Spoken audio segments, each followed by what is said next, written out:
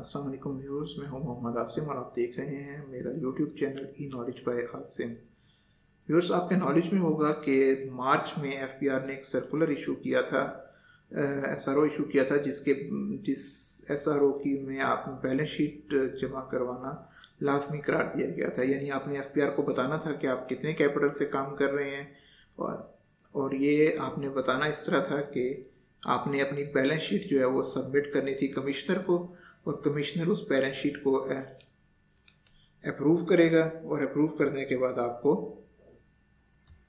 जब आपकी balance sheet approve हो जाएगी तो आप इस रिटर्न को जमा करवा सकते हैं। लेकिन हुआ ये कि बहुत से लोगों ने ये बैलेंस शीट जमा करवाई, लाखों लोगों ने ये बैलेंस शीट जमा करवाई, लेकिन क्योंकि चंद हज़ार कमिश्नर थे और हर एक, इस वजह से ये बिल्कुल नामुमकिन था कि एक कमिश्नर हर एक बैलेंस शीट को चेक करे, उसकी स्क्रूटनी करे और देन उसके बाद अप्रूवल दे। नतीजा ये हुआ कि ये बैलेंस शीट्स जो आपने जमा करवाई हैं उनके सिस्टम में पड़ी हैं, ना अप्रूव हो रही हैं और ना लोग अपने रिटर्न जो है वो अभी तक जमा करवा पा रहे हैं। अब इस मसले के हल के लिए एक और तरीका बताया गया है एफबीआर की तरफ से। इस तरीके पर आप अमल करते हुए अपनी रिटर्न बगैर अपनी जो बैलेंस शीट है वो आप सब, बैलेंस शीट लाजमी है, उसके बगैर आप नहीं आगे चल सकते, लेकिन बैलेंस शीट आप जिस तरीके को मैं आपको बताने लगा हूँ, इस तरीके पे आप बैलेंस शीट जो जमा करवाएंगे वो एफबीआर को चली जाएगी, उसके ऊपर कमिश्नर की अप्रूवल नहीं चाहिए होगी। जैसे ही आप बैलेंस शीट जमा करवाते हैं, अगर आपकी बैलेंस शीट ठीक है तो उसके सिर्फ चंद सेकंड के बाद आप अपनी सेल्स टैक्स रिटर्न को ओपन करें। अगर चालान जमा करवा दिया तो उस चालान को लिंक करें अपने रिटर्न के साथ, उस डाटा को रिफ़्रेश करें, और रिफ़्रेश करने के बाद आप उसको वेरीफाई करके सबमिट करवा दें तो आपकी रिटर्न 100% सबमिट हो जाएगी। लेकिन वो बैलेंस शीट आपने कैसे कमिश्नर जमा करवानी है एफपीआर को, जिसके लिए कमिश्नर की अप्रूवल की ज़रूरत नहीं है। तो आइए चलते हैं वीडियो के अगले हिस्से की तरफ और देखते हैं कि वो बैलेंस शीट आपने कैसे जमा करवानी है।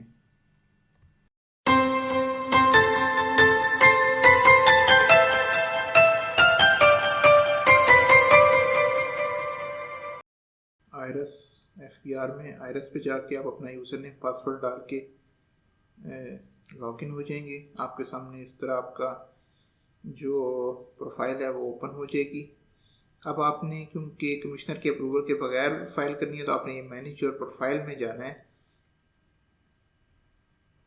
ये बिल्कुल नया तरीका है जो आपको मैं बता रहा हूँ। यहाँ प्रोफाइल, पर्सनल डिटेल या प्रोफाइल में आएंगे, ये बैलेंस शीट का टैब आपको नज़र आ रहा है, इसको क्लिक कर लें तो आपके सामने इस तरह एक बैलेंस शीट ओपन हो जाएगी। अभी आपके सामने ये जितने भी टैब्स हैं इनमें आप डाटा एंटर नहीं कर सकते, तो आप सबसे पहले ऐड पे आएंगे और इसको क्लिक करेंगे। जैसे ही आप ऐड पे क्लिक करेंगे तो आपके सामने ये जितने भी टैब्स हैं ये ओपन हो जाएंगे, जिसमें अब आप डाटा एंटर कर सकते हैं। अब आपने डाटा लेना है उस बैलेंस शीट से, जिसको बनाने का तरीका हमने आपको अपनी उस वीडियो में बताया था, जिसका अभी आपके सामने स्क्रीन पे आपको नज़र भी आ रही है। आप यहाँ जाके देख सकते हैं लिंक में कि ये बैलेंस शीट कैसे बनाई जाती है। इस तरह की बैलेंस शीट आपके सामने ओपन होगी। ये सबसे पहले टेंजिबल फिक्स्ड एसेट्स, ये तमाम इन्फॉर्मेशन है, आपने इस इंफॉर्मेशन को यहाँ पे इन टैब्स में डालना है। सबसे पहले फिक्स्ड एसेट्स, ये फिक्स्ड एसेट्स का कॉलम है 100802। इसमें जो जो अमाउंट है 324000, इस अमाउंट को यहाँ पे आप फिक्स्ड एसेट्स के सामने एंटर कर देंगे। उसके बाद नेक्स्ट जो रो है उसके अंदर आ रहा है आपके पास इन्वेंट्री। इन्वेंट्री का मतलब होता है स्टॉक। तो यहाँ बैलेंस शीट में आपके पास क्लोजिंग स्टॉक या इन्वेंट्री की जो भी फिगर है वो आप यहाँ से एंटर कर लेंगे। उसके बाद कैश एट बैंक की है, तो आपके पास कैश इन हैंड और कैश एट बैंक दोनों को सम करके तीसरी वाली जो सेकंड लास्ट रो है जिसमें आपके पास कैश एट बैंक लिख या बैंक बैलेंस लिखा हुआ है, यहाँ पे आप कैश इन हैंड और कैश एट बैंक दोनों को प्लस करके तो यहाँ पे लिख देंगे। अब आपके पास जितने भी एसेट्स रह जाएंगे इसके बाद वो आप सबसे लास्ट कॉलम अदर एसेट्स में लिख देंगे। मेरे पास जो एसेट्स रह गए उनमें अकाउंट रिसीवेबल भी नहीं रह गया है और टैक्स एट सोर्स रह गया।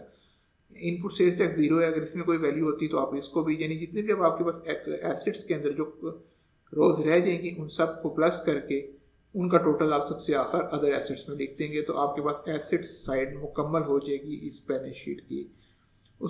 उसके बाद अब आप आएंगे कैपिटल और लाइबिलिटीज जो ऊपर आपके पास आ रही हैं वहाँ पे,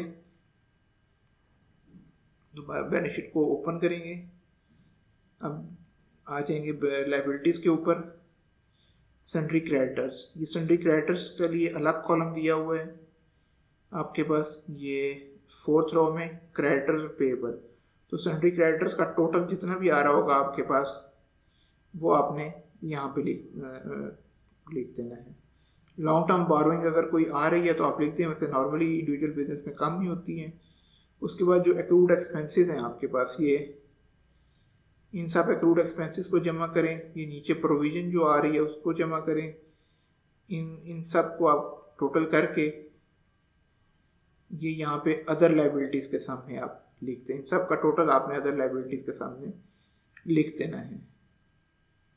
अब आपके पास सिर्फ एक फिगर मिसिंग है, वो है कैपिटल। उसके लिए आप नीचे कैपिटल के पोर्शन में आ जाएंगे। यहाँ पे opening capital, retained profit minus drawings, इन तीनों को सॉल्व करने के बाद ये जो अमाउंट नेट आ रही है 1729351, ये है नेट कैपिटल क्लोजिंग डेट के ऊपर। इस कैपिटल को आपने यहाँ पे लिख देना है कैपिटल वाले कॉलम के अंदर। अब आपने दोबारा बैलेंस शीट में जाना है, तो वहाँ पे आपके पास एसेट्स का टोटल आ रहा होगा, तो जो एसेट्स का टोटल है उसको ये टोटल एसेट्स के सामने लिख देना है। और फिर जो इक्विटी और लाइबिलिटीज़ का टोटल आ रहा है उसको इक्विटी, और ये सबसे ऊपर वाले कॉलम में इक्विटी और लाइबिलिटीज़ का टोटल लिख देना है। ये लिखने के बाद अब आपने कैलकुलेटर ओपन करें और जितने भी एसेट्स हैं उन सबको जमा कर लें और चेक कर लें कि आपका टोटल जो एसेट्स में टोटल लिखा हुआ है वो बराबर आ रहा है उसके या नहीं आ रहा। इसी तरह उसके बाद कैपिटल और लाइबिलिटीज़ को जमा करें, यानी रो नंबर 2 से लेकर रो नंबर 5 तक जितने भी इन सब का टोटल करें और देखें कि जो रो नंबर 1 में टोटल इक्विटी और लाइबिलिटी आ रहा है उसके बराबर है। ये आप चेक इसलिए कर रहे हैं क्योंकि अगर इसमें कोई भी गलती हुई या टोटल बराबर ना हुआ तो आपकी बैलेंस शीट जो है वो नल एंड वाइड हो जाएगी। आप ना इसको दोबारा चेंज कर सकते हैं। अभी तक इसको चेंज करने का ऑप्शन IRS में मौजूद नहीं है और ये सबमिट हो जाएगी और आप बैलेंस शीट सबमिट नहीं करवा पाएंगे क्योंकि इसमें कोई भी गलती, चाहे वो 1 पैसे की भी हो, अगर ये बराबर नहीं होगी यानी टोटल एसेट लाइबिलिटीज, तो रिटर्न आपकी ये अप्रूव नहीं होगी। उसके बाद अब आप वहाँ पे क्लोज करके सेव का ऑप्शन होगा, सेव कर दें और यहाँ पे ड्राफ्ट में आएंगे तो आपके पास यहाँ आप ड्राफ्ट में आपकी रिटर्न पड़ी होगी। आप इस रिटर्न को ओपन करेंगे और इसको रिकैलकुलेट करके आप जमा करवा देंगे। तो उम्मीद है कि आपकी रिटर्न जो है वो जमा हो जाएगी। अगर आपकी बैलेंस शीट ठीक है जो आपने बनाई है तो आप फौरी तौर पे इसके बाद सेल्स टैक्स रिटर्न जो है वो अपनी जमा करवा सकते हैं और आपको कोई सिस्टम में कोई मसला नहीं होगा।